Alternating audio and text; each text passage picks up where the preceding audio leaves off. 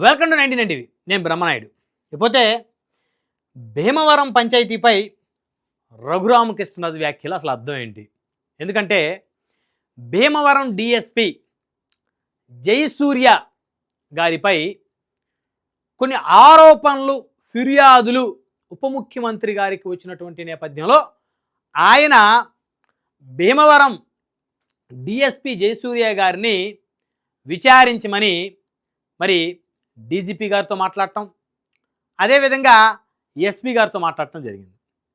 ఈ అంశానికి సంబంధించి మరి హోమ్ మినిస్టర్ వంగలపూడి అనిత గారిని ఒక విలేకరు ప్రశ్నించగా, మా శాఖల మధ్య సమన్వయం ఉంది, మా మధ్య సమన్వయం ఉంది. సో ఉప ముఖ్యమంత్రి గారు మరి హోంశాఖకు సంబంధించినటువంటి డిఎస్పీ గారి మీద విచారణ జరపమని చెప్పేసి ఆయన ఎస్పీ గారిని ఆదేశించడం, డిఎస్పీ గారితో డీజీపీ గారితో మాట్లాడటం ఖచ్చితంగా అది మేము స్వాగతించదగ్గటువంటి అంశమే. ఎక్కడ కూడా మా మధ్య సమన్వయ లోపం ఎక్కడా కూడా లేదు. మా మధ్య ఖచ్చితంగా ఒక అండర్స్టాండింగ్ ఉంది, మా శాఖల మధ్య సమన్వయం ఉంది. నిజంగా డిఎస్పీ గారు ఆయన మీద విచారణ జరిపి ఆరోపణలు వచ్చినటువంటి నేపథ్యంలో ఆరోపణలు నిజమని తేలితే ఆయన మీద శాఖాపరమైన చర్యలు తీసుకుంటామని హోమ్ మినిస్టర్ అనిత గారు చాలా క్లియర్గా చెప్పినటువంటి పరిస్థితి. ఆవిడ ఎక్కడ కూడా విలేకరులు అడిగిన ప్రశ్నలకి ఎక్కడ కూడా ఆవిడ అసందర్భమైనటువంటి వ్యాఖ్యలు ఎక్కడ కూడా చేసిన పరిస్థితి కాదు. ఇకపోతే నిన్న ఒక సమావేశంలో రఘురామకృష్ణరాజు గారు మరి ఒక పక్క టీడీపీ ఎమ్మెల్యే, మరొక పక్క మరి జనసేన ఎమ్మెల్యే ఉన్నటువంటి పరిస్థితి అందరూ చూశారు. అయితే డిప్యూటీ స్పీకర్గా ఉన్న రఘురామకృష్ణరాజు గారు మాట్లాడుతూ డిఎస్పి జయసూర్య గారు మంచి వ్యక్తి అని తనకు తెలుసని ఆయన మాట్లాడారు. సో ఇప్పుడు ఉప ముఖ్యమంత్రి గారు విచారణకి చేయమని చెప్పేసి ఆయన ఎస్పీ గారిని, డీజీపీ గారిని ఆయన కోరటం, వారు ఖచ్చితంగా డిఎస్పీ గారి మీద విచారణ జరుపుతామని చెప్పడం. సో ఏదైతే ఈ భీమవరంలో పేకాట క్లబ్లు నిర్వహణ ఏదో జరుగుతుందని, ఆ నిర్వహణకు సంబంధించి మరి డిఎస్పీ గారు మరి చూసి చూడనట్లు ఉంటున్నారనేటువంటిది ఒక ఆరోపణ. మరి ఉప ముఖ్యమంత్రి గారికి మరి ఎవరు ఇన్ఫర్మేషన్ ఇచ్చారో తెలియదు, కానీ ఆయన డిప్యూటీ సీఎంగా ఉన్నారు కాబట్టి ఆయన కొంత ఇన్ఫర్మేషన్ ఉంటుంది. లేదా స్థానికంగా ఉన్నటువంటి భీమవరం ఎమ్మెల్యే గారు ఏమన్నా ఉప ముఖ్యమంత్రి గారికి దృష్టికి ఏమన్నా ఇక్కడ జరుగుతున్నటువంటి అంశాలు ఈ విధంగా ఉన్నాయని ఏమన్నా తీసుకొచ్చారో తెలియదు మరి. సో మొత్తానికైతే ఆయనకు అందినటువంటి ఫిర్యాదు మేరకు ఆయన వెంటనే స్పందించారు. మరి ఎందుకంటే ఈ జోదం కల్చర్ మంచిది కాదు, ఎందుకంటే ఆ ప్రజల ఆస్తులన్నీ కూడా పోగొట్టుకుని రోడ్డు మీద పడేటువంటి పరిస్థితి కాబట్టి ఆయన విచారణ చేయమని అడిగినటువంటి పరిస్థితి. విచారణ ఎస్పీ గారు, డీజీపీ గారు చేస్తున్నారు. ఆ విచారణలో కనుక మరి డిఎస్పీ జయసూర్య గారి మీద వచ్చిన ఆరోపణలు నిజమని కనుక తేలితే ఆయన మీద ఖచ్చితంగా చర్యలు తీసుకుంటుంది ఈ ప్రభుత్వం, అందులో ఎలాంటి డౌట్ లేదు. సో ఆ చర్యలు తీసుకున్నా కూడా ఎవరు కూడా దాని మీద క్వశ్చన్ చేసే పరిస్థితి ఉండదు, ఆరోపణలు నిజమని తేలితే, రుజువు అయితే.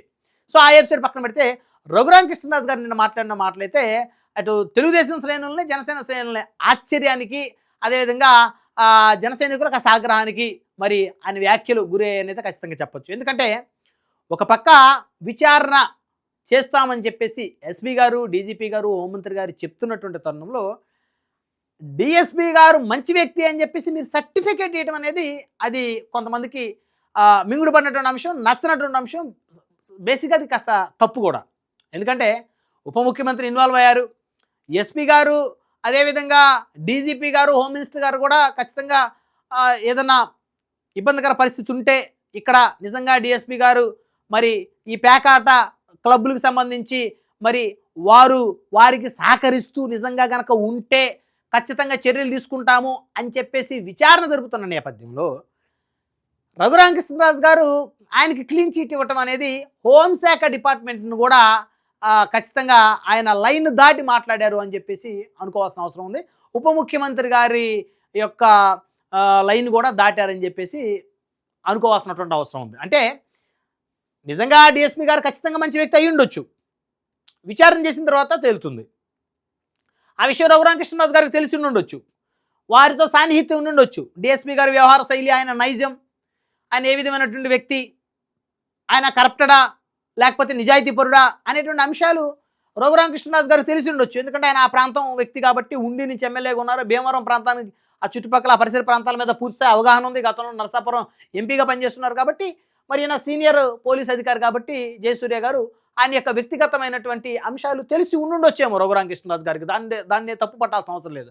సో కాబట్టి మరి ఆయన మీద ఎవరో ఒక రాంగ్ ఇన్ఫర్మేషన్ని డిప్యూటీ సీఎం గారికి పాస్ చేశారు అనేటువంటి ఒక ఆవేదనలో ఆయన మాట్లాడి ఉండొచ్చు, దాన్ని ఎవరు తప్పు పట్టరు. కానీ విచారణ జరుగుతున్నటువంటి సమయంలో మీరు క్లీన్ చీట్ ఇవ్వటం అనేది రకరకాల అర్థాలకు దారితీసేటువంటి పరిస్థితులు ఉన్నాయనేది రఘురామకృష్ణరాజు గారు ఈ ఎపిసోడ్ ద్వారా ఆయన తెలుసుకోవాల్సినటువంటి అవసరం ఉంది. ఎందుకంటే విచారణ జరుగుతున్నప్పుడు మీరు ఆ మాట చెప్పకూడదు, లేదా విచారణ ఆదేశించక ముందేమన్నా మీరు చెప్పాలి. లేదా డిప్యూటీ సీఎం గారికి ఫోన్ చేసి, సార్ నాకు జయసూర్య గారు ఎప్పటి నుంచో తెలుసు, ఆయన ఆ తరహా వ్యక్తి కాదు, ఆయన నిజాయితీపరుడు, ఎప్పుడు కూడా ఇలాంటి ప్రోత్సహించినటువంటి పరిస్థితి కాదని చెప్పేసి ఫోన్లో చెప్పొచ్చు, ఆ చనువు ఈయనకు ఉంది.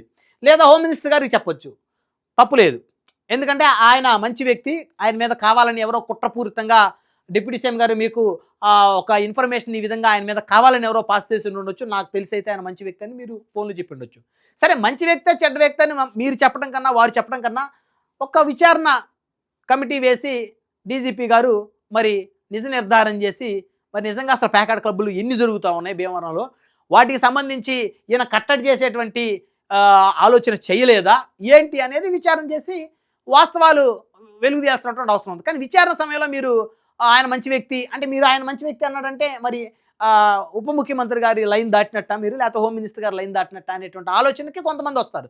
సో దీన్ని ఆసరాగా చేసుకుని వైఎస్ఆర్సీపీ ఇప్పుడు ఏం మాట్లాడుతుంది, అసలు రఘురామకృష్ణరాజు గారికి లెక్కలేదు పవన్ కళ్యాణ్ గారు అంటే అని చెప్పేసి మాట్లాడుతుంది. అదేవిధంగా అసలు తెలుగుదేశం నాయకులకి, ఎమ్మెల్యేలకి, మంత్రులకి పవన్ కళ్యాణ్ గారు మాట అంటే లెక్కలేదని చెప్పేసి ఇలా వైఎస్ఆర్సీపీ చిచ్చు పెట్టేటువంటి కార్యక్రమాన్ని మళ్ళీ కొనసాగిస్తూ ఉంది. అంటే అవకాశం ఎవరిస్తున్నారు, మీరే ఇస్తున్నారు.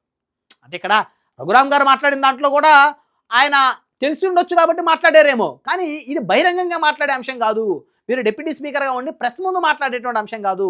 సో రకరకాల అర్థాలకి తావిచ్చేటువంటి అంశం కాబట్టి కొన్ని అంశాలు అంటే చెడు చెవిలో చెప్పాలి, మంచి మైకులో చెప్పాలనేటువంటి ఒక సామెత ఏదైతే ఉందో, ఒకవేళ ఆయన మంచివాడు అయ్యి ఉండొచ్చు, అది లోకల్గా ఈయనకు తెలిసి ఉండొచ్చు, కానీ ఈ మంచి మైకులో చెప్పడం వల్ల అక్కడ మరి రకరకాల అర్థాలు మరి ఎవరికి నచ్చినట్టు వారు ఆపాదించుకునేటువంటి ఆస్కారం ఉంది. కాబట్టి ఈ విధమైనటువంటి పరిస్థితి ఒక విచారణ జరుగుతున్నప్పుడు కానీ, లేకపోతే మీ కూటమిలోనే ఒక మంత్రి విచారణకు ఆదేశించినప్పుడు ఇంకొక ఎమ్మెల్యేనో లేదా స్పీకరో డిప్యూటీ స్పీకరో ఇంకొక మంత్రో ఆయన మంచి వ్యక్తి అని చెప్పేసి మాట్లాడటం ఏమవుతుందంటే మీ మధ్య సమన్వయం లేదు అనేటువంటిది ప్రజల్లోకి ఒక నెగిటివ్ ఇండికేషన్ వెళ్ళేటువంటి ఒక పరిస్థితి ఏర్పడుతుంది. ఇక్కడ క్లియర్గా చెప్పాలంటే పవన్ కళ్యాణ్ గారు ఆయన దగ్గరికి ఏదైనా ఒక ఇన్ఫర్మేషన్ వస్తే, పలానా దగ్గర తప్పు జరుగుతుంది, పలానా అధికారి ఈ విధంగా ప్రవర్తిస్తున్నాడని చెప్తే, ఆయన సొంత సామాజిక వర్గం అయినప్పటికీ కూడా ఖచ్చితంగా వారి మీద విచారణ చేయండి, విచారించండి, వారి మీద చర్యలు తీసుకోవాలని చెప్పేటువంటి ఒక మనస్తత్వం ఉన్నటువంటి వ్యక్తి పవన్ కళ్యాణ్ గారికి. ఆయనకు కులం లేదు, ఆయనకు మతం లేదు, పార్టీ కూడా లేదు ఖచ్చితంగా. ఎందుకంటే ఆయన ఏ పార్టీ వాడు, తన పార్టీ వాడు తప్పు చేసినా ఖచ్చితంగా వాళ్ళ మీద చర్యలు తీసుకున్నటువంటి వ్యక్తిత్వం, తన కులం వాడు, తన మతం వాడు, తన ప్రాంతం వాడు తప్పు చేసినా వాళ్ళ మీద చర్యలు తీసుకున్నటువంటి మనస్తత్వం. కాబట్టి ఈరోజు జయసూర్య గారి మీద ఆయనకు ఒక ఇన్ఫర్మేషన్ వచ్చింది, ఒక ఇండికేషన్ వచ్చినప్పుడు ఇది నిజమా అబద్ధం అని చెప్పేసి విచారణ చేయమన్నారు. కానీ ఈయనేమి పవన్ కళ్యాణ్ గారు కూడా జయసూర్య గారిని ఈయన ఈ విధంగా వ్యవహరిస్తున్నాడంట, ఈయన దోషి అని ఆయన ఎక్కడ చెప్పలేదు. ఆయన ఆరోపణ ఎదుర్కొంటా ఉన్నాడు, నాకు ఒక ఇన్ఫర్మేషన్ వచ్చింది, మీరు విచారణ చేయండి అన్నాడు. విచారణ చేసి మరి ఈయన నిజంగా ఎలాంటి తప్పు లేదు జయసూర్య గారు అంటే ఖచ్చితంగా ఆయన గవర్నమెంట్ అప్రిషియేట్ చేస్తుంది, కానీ ఆయన ఎక్కడ కూడా ఇబ్బంది పెట్టే పరిస్థితి ఉంది. లేదు నిజంగా కొన్ని అసాంఘిక కార్యకలాపాలు నిర్వహించేటువంటి నిర్వాహకులకు ఆయన మద్దతు ఇస్తున్నాడని తెలిస్తే ప్రభుత్వం ఆయన్ని వేటు వేసేటువంటి అవకాశం ఉంది. ఇది అక్కడ ఏ అధికారి మీదైనా జరిగేదే.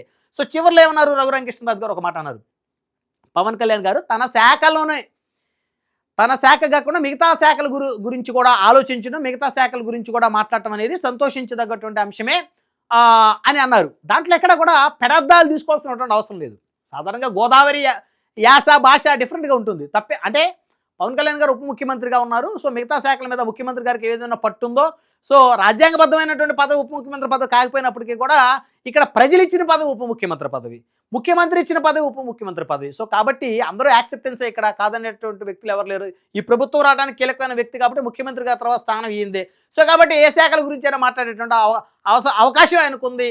సో కాబట్టి దాన్నే ఆయన మరి సంతోషించదగ్గ విషయం అన్నారు. కానీ దాన్ని కూడా కొంతమంది రకరకాల పెడర్థాలకి దాన్ని చిత్రీకరించి మరి వాళ్ళ మధ్య ఒక గ్యాప్ తీసుకురావాలనేటువంటి ప్రయత్నం చేస్తే అది ఖచ్చితంగా మూర్ఖత్వం అవుతుంది.